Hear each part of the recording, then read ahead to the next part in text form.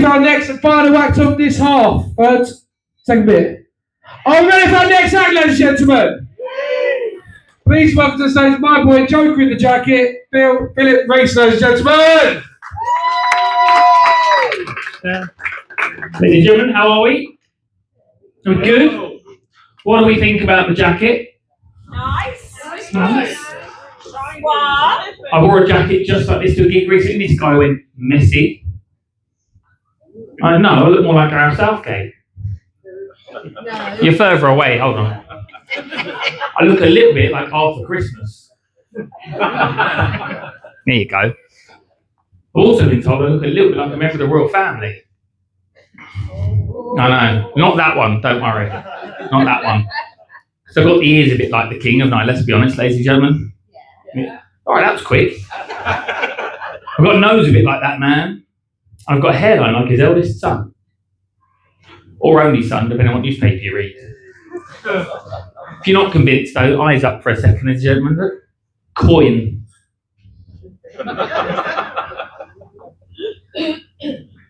Stamp. Okay, so a little bit of my name, because it's spelt slightly unusually.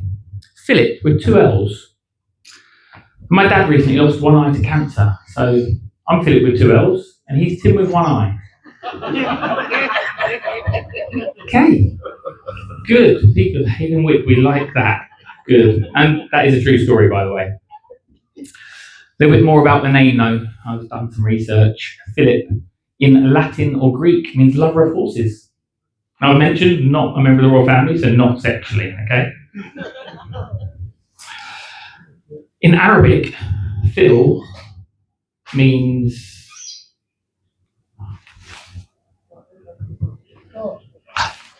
means elephant. Shouldn't forget, should I? How does that get less laughs than the dad's 1 eye joke? What is going on there? Weird, isn't it? In English, Philip means family disappointment. No, it does. There's quite a few reasons for that. Number 1, obviously joking about my dad's missing eye. Number 2, as a child, getting run over 3 times. Yeah, I think the disappointing part was it not working. Also, strangely, the only one of 3 brothers not to be expelled made me the disappointment. Makes sense of that. But the number 1 reason I've been called family disappointment, ladies and gentlemen, is because about 12 years ago, I moved to Slough.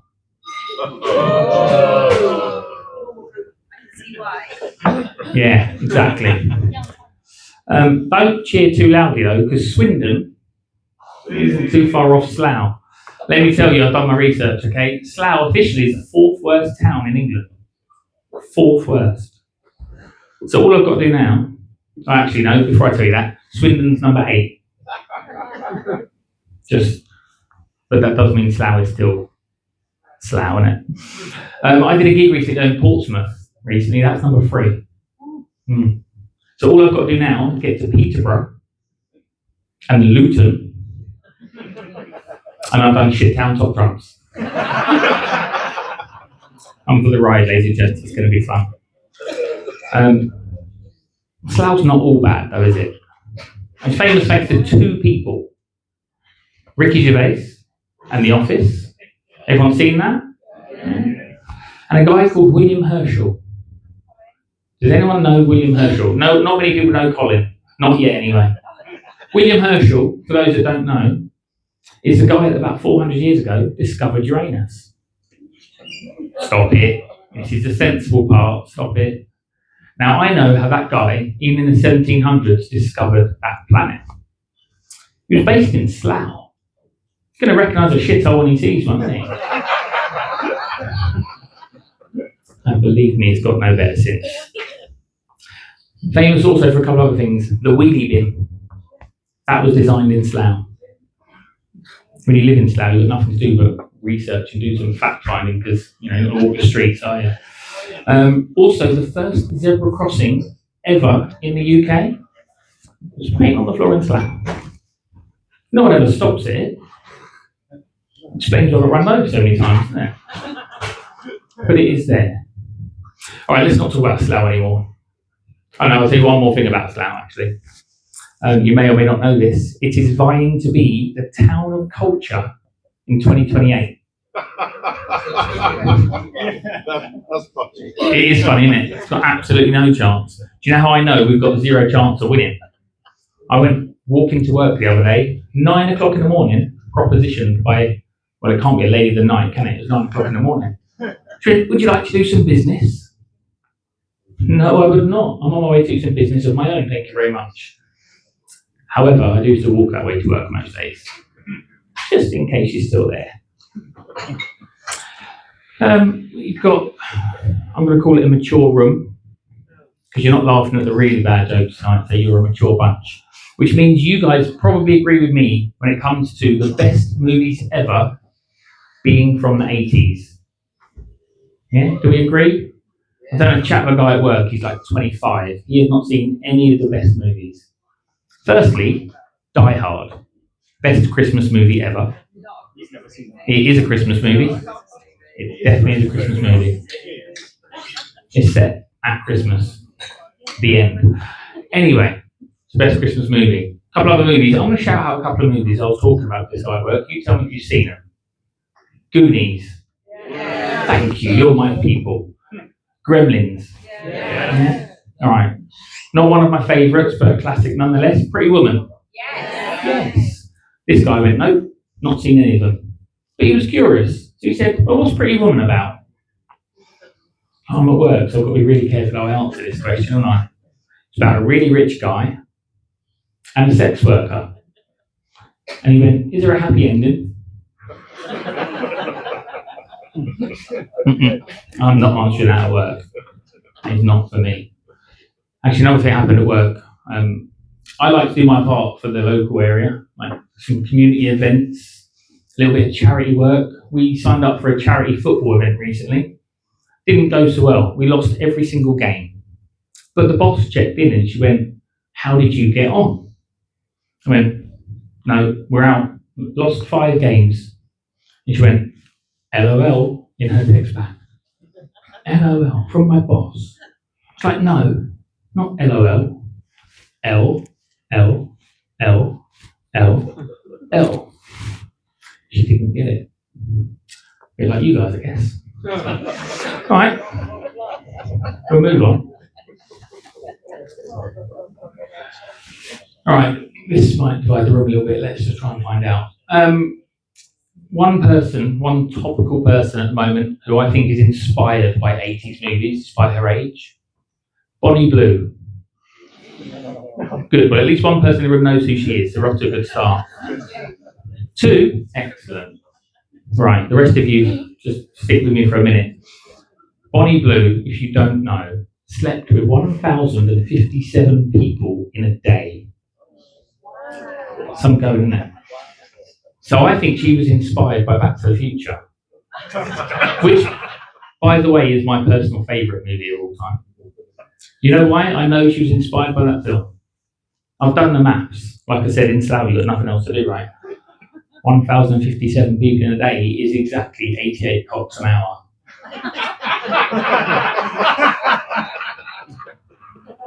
Yeah, I do not want to see that flux capacitor. Okay.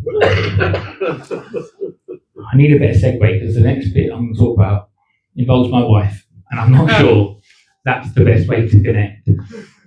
So I'll stick with my 80s theme and see if that works. Because I live with my wife and we don't have kids. We decided against that because, well, they can be annoying little fuckers, can't they? Let's be honest.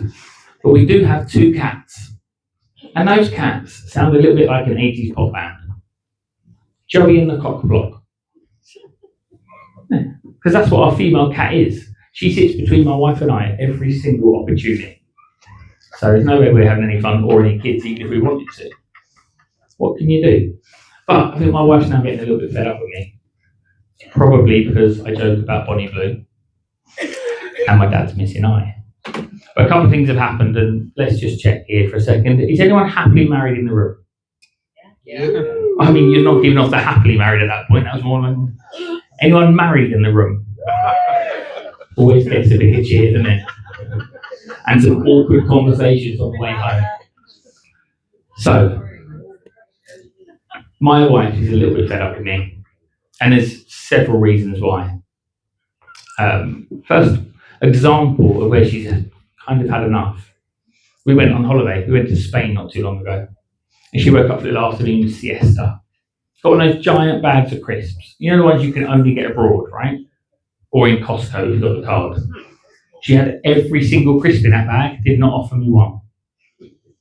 Not reason for divorce, but I was a little bit unhappy. But when she finished, she looked at me dead in the eye and went, "That was the best 15 minutes of my life." How am I supposed to compete with a bag of crisps, ladies and gentlemen? Cool. Wait for the text, it's fine. If that's a phone call, we could have answered it, couldn't we? Have a good old chat. But that's not the worst thing she said to me, because that happened a couple of weeks ago. I was sat watching TV, me, Joey, Cockblock. We were having a great time. And we've got an Amazon Fire Stick. Have any of you got one? Yeah? So you may know this, when you pause it, on the TV, you get the pictures, the happy memories, the good times, kind of reads it off your phone. So my wife was in the kitchen, she's walking past, so I thought I'll be sensible, pause the TV. Picture came up from 2015, and my wife went, "I still look just as good as I did back then." Now, despite this face and this jacket, I am not a stupid man. So I said, no, you do not look just as good. You look even better now. Thank you. That's the reaction I expected from her. That was not the reaction I got, ladies and gentlemen. What she did instead is give me what can only be called a look of disgust as she turned away and went, "You could do with some Botox." You know what they say though? Happy wife, happy life, right? So the appointment's on Monday at 2:45. If you guys have enjoyed yourself enough tonight, and we get the comedy back in, next time you see me, I might look surprised. I think that's how Botox works, I'm not really sure. Anyway, tell you a little bit about my wife and I, because we've hit our midlife crisis good and hard. First of all, I was going to buy myself a Chelsea tractor. Yeah, couldn't afford it, so I bought a slough plough instead. No, I did. I really genuinely. The other thing my wife and I like to do as we hit the midlife crisis is go on cruises. Yeah, go on quite a few cruises. That is our holiday of choice these days.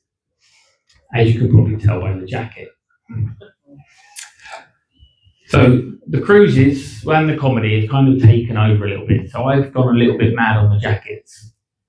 And my wife's getting fed up with it because I'm taking up all the wardrobe space. So she's got a new rule. One jacket in, one jacket out. Seems fair, keep it reasonable. Yeah, I've now got a car boot full of jackets, ladies and gentlemen. You may or may not know this. Comedy doesn't pay so well. So if any of you would like a jacket, a small to medium, my car is in the car park. And this one is by no means the worst. The other thing we like to do in our midlife crisis, well, I say we, I think my wife most likes to do, is go to garden centres. Any fans? Excellent.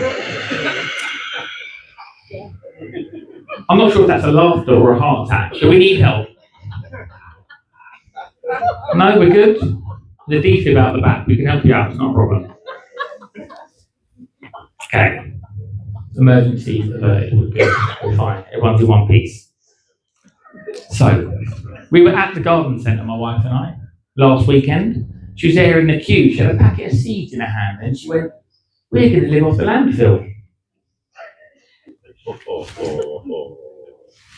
Right, you do mean we're going to live off the land, Phil? And she went, "If you like." Could explain my dinner's been a bit rubbish, couldn't it? Okay, on board with the shit puns? No? How has that got the worst reaction of my set so far? Wow. Okay. There's time for some more shit puns, don't worry. My wife and I like to go on holiday quite a lot, not just on cruises, but we need to escape Slough. Like, obviously, everyone needs to escape Slough. You should not stay in that place any longer than you need to. Tell you a little bit about our holiday tales and how I think we kind of take the weather with us. We were in Australia in February, which you may or may not know is their summer. And there was a cyclone. We've been to the Bahamas. There's been a hurricane. We've been to Dubai twice. And it's rained twice. Last April, we went to Ireland. And there's a feckin' heat wave. Who comes back from Ireland with sunburn? That'd be me. Okay, on our little trip to Australia, I'll tell you this because you really enjoyed something I said a minute ago, so I'm going to see if you like this even more. We went on a little road trip. We went to Perth. We went for a 5-day road trip up the coast. A couple of places we stopped at. First one, Dynamite Bay. Yeah, we had a blast. Good. Wasn't so bad. We ended that road trip in Shark Bay. Denham Shark Bay. Anyone heard of it? Yeah? It's twinned, funnily enough, with a town just the other side of Slough called Denham Shark Bay. Now, I worked out how that place got its name. Denham. Okay.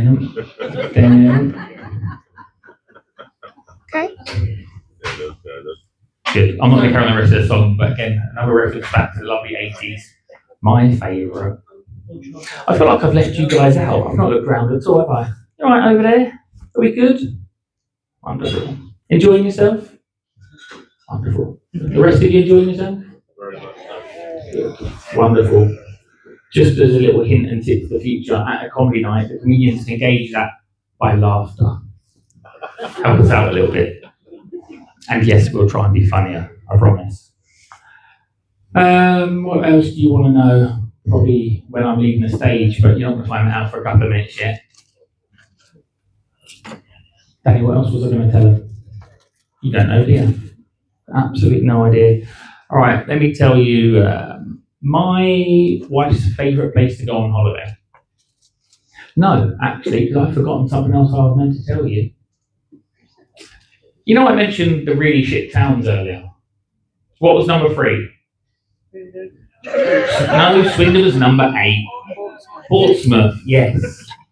On my drive home from Portsmouth, drove past a little service road. And on that service road was a sign that said Nosh Wagon. It's not what you think. I don't know. I stopped and I asked really nicely. Apparently they just serve food. Good, he knows what I meant. This is one of those 1% jokes. At least one person laughs, it's a good joke, right? Good. Okay, that's important for what I'm about to tell you next. My wife's favourite place to go on holiday when we're not on a cruise is Amsterdam. Have any of you been? Yeah? There's a hand up but a no at the same time. I'm really conflicted. You've been? Oh, well, of course you 3 have been. Come on. So, you may or may not know this, ladies and gentlemen, but in the back streets of Amsterdam, there's a little shop called the Condomeria. Now, like everything else I've told you tonight, these are all facts, okay?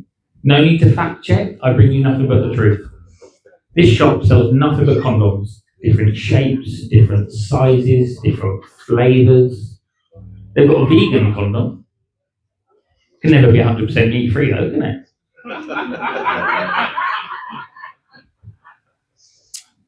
One other condom I saw that day caught my eye. Be uncomfortable, wouldn't it? A crisp flavour condom. Now, I don't know exactly which flavour, and for those of you eating crisps at the moment, I apologise. But on the back of the packet, for the best 15 minutes of your life. It's a good callback, but they've forgotten about that joke. Complete waste of time, that, wasn't it? Anyway, so I bought a couple for my wife, and she was not impressed. But for the second time in recent weeks, because I bought those condoms for my wife, no Nosh Wagon for me. Right, ladies and gentlemen, I think that's probably just about my time. Oh no. I can't quite tell if that was sarcastic or genuine. And if it was genuine, you are my favourite people. If it's sarcastic, you're still my favourite people because you're laughing, and I need that reconfirmation in my life that this was a good life choice. I have been Philip with 2 L's. Thank you very much, Philip, with 2 L's. Thank you very much. Enjoy the headline, ladies and gentlemen. Phillip Reiss, Joker in the jacket, ladies and gentlemen. Right, we'll take a real quick, short 10-minute break. Go get another drink, cigarette.